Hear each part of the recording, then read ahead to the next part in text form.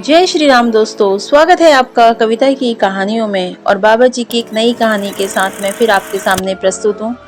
केहर सिंह जी के सबसे छोटे लड़के आनंद की आंख के चश्मे के ऊपर अखरोट आकर इस तेजी से लगा कि चश्मे का कांच टूटकर बुरी तरह कई टुकड़ों में उसकी आंख में धंस गया।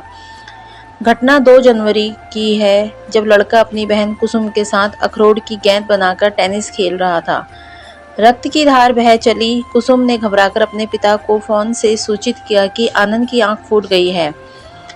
ये सुनकर केहर सिंह जी भागते हुए आए। मेडिकल कॉलेज में आंख से कुछ बड़े कांच के टुकड़े निकाले, पर तब भी 25 से छोटे टुकड़े पुतली तथा अन्य भागों में ऐसे घुसे थे कि उन्हें निकाल पाना संभव ही न था। लड़के की एक आंख पैदाइशी खराब थी, अब दूसरी भी एक प्रकार से जा चुकी थी। डॉक्टर मेहरा तथा अन्य सभी ने राय दी कि एक बार लड़के को सीतापुर ले जाकर ऑपरेशन कराएं। दरअसल उनकी राय केवल सांत्वना के लिए थी।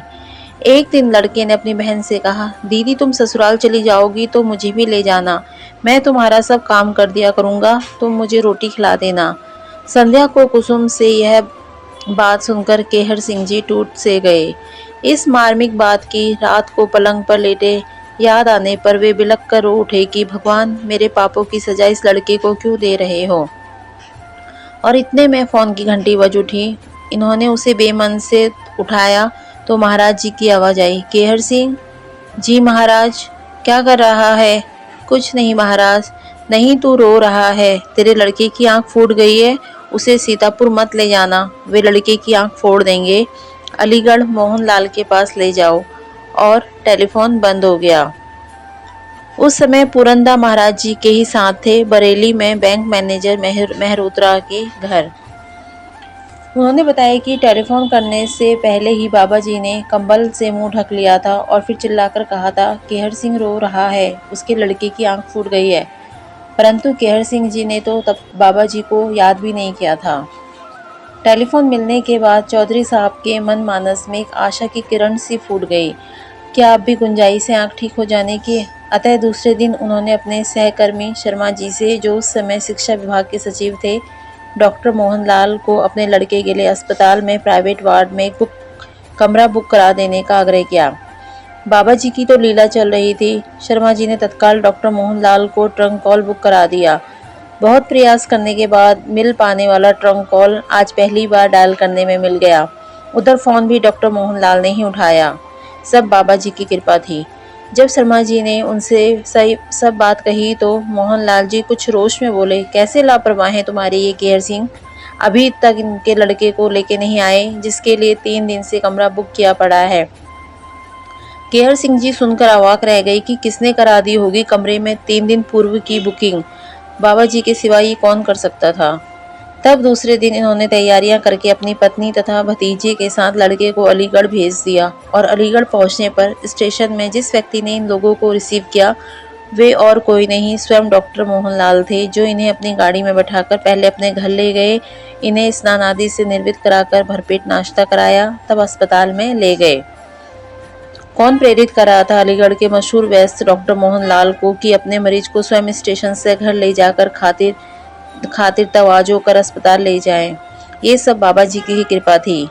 1 हफ्ते तक लड़के की आंख पर 7 अन्य विशेषज्ञों द्वारा रिसर्च होता रहा। अंत में 6 डॉक्टरों ने ऑपरेशन के विरुद्ध परामर्श दिया, पर एक डॉक्टर शुक्ला जी ने ऑपरेशन कर डालने की हिम्मत कर दी कि इस पार या उस पार।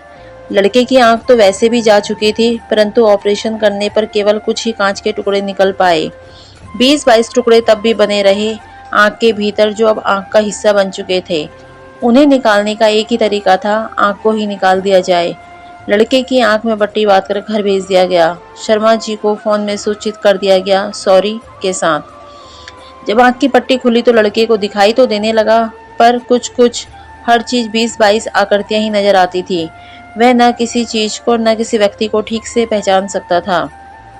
आंख में धसे ये 20-22 कांच के टुकड़े आंख के ही 20-22 लेंस बन चुके थे। केहर सिंह हताश होकर लड़के को एक अन्य बाबा के पास ले गए, अपने परिवार के सदस्यों की राय पर सबके सब उन्हीं बाबा के तो परम भक्त थे, जो महाराज जी से विरोध रखते थे। उन संत बाबा ने राय दी कि बच्चा, चांद की किरणों में बड़े गुण हैं, बड़ी शक्ति है। लड़के से कहो रोज चांद की तरफ देर तक देखा करे। यह भी किया गया, पर लड़का 20-22 चांद, 20-22 उंगलियों और 20-22 आकृतियां देखता रहा। केहर सिंह जी मन मारकर बैठ गए। और तब एक दिन फरवरी माह में ऑफिस जाते वक्त उन्होंने टेलीफोन की घंटी फिर से सुनाई दी। उधर से बाबा जी बोल रहे थे, केहर सिंह क्या कर रहा है? यहाँ आ, लल्लू दादा के घर पर हूँ मैं, वहीं पे आ जा। और लल्लू दादा के घर का पता भी बता दिया। घर से निकलते वक्त लड़का दिख गया। प्रभु प्रेरित लड़के को भी गाड़ी में बैठा लिया। लल्लू दादा के घर पहुंचे थे, महाराज जी को प्रणाम किया, पर उनके लड़के ने उन्हें प्रणाम नहीं किया, ना ही हाथ जोड़े, बस खड़ा रहा। और तभी बाबा जी ने खींच लिया उसको अपने पास, उसका हाथ पकड़ा और उसकी हथेली को अपनी उंगली से दबाकर छोड़ दिया। और तब केहर सिंह जी से कहा, अब तू जा, अपना काम कर। यह सुनकर केहर सिंह जी को बहुत गुस्सा आ गया कि इतनी दूर तो बुलाया और मिनटों में ही रुखसत कर दिया, बुलाया ही क्यों था तब। और वे लखनऊ लौट आए, बात आई गई हो गई।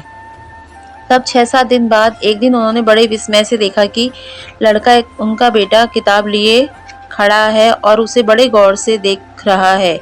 पूछने पर कि क्या कर रहे हो, बेटे ने कहा, पढ़ रहा हूँ, और किताब से पढ़कर उन्हें सुना भी दिया। वो विस्मित हो गई कि वे 20-22 आकृतियाँ, जबकि आज के दिन भी कांच के वे 20-22 टुकड़े लड़के की आंख में ज्यों के त्यों बने हैं, कहाँ गई वो आकृतियाँ। डॉक्टर मेहरा और डॉक्टर मोहनलाल दोनों ने ही अचंभा सुनकर पुनः लड़के की आंख का परीक्षण किया और कांच के टुकड़ों को यथावत वहीं पाया। डॉक्टर मेहरा ने तो लड़के की आंख का पूरा इतिहास लिखकर अंत में कह दिया कि यह तो केवल दैवी कृपा है, इसमें मेडिकल साइंस का कोई हाथ नहीं। और डॉक्टर मोहनलाल शर्मा ने शर्मा जी से कहा, कौन है ये नीम करोरी बाबा? मैंने तो इन्हें कभी देखा भी नहीं, पर मेरे पास ये जब तब आंखों के मरीजों को भेजते रहते हैं। और बाद में उस लड़के ने अपनी पढ़ाई पूरी MA तक की और सदा ऊंची श्रेणी में आता रहा। जय बाबा नीम करोली।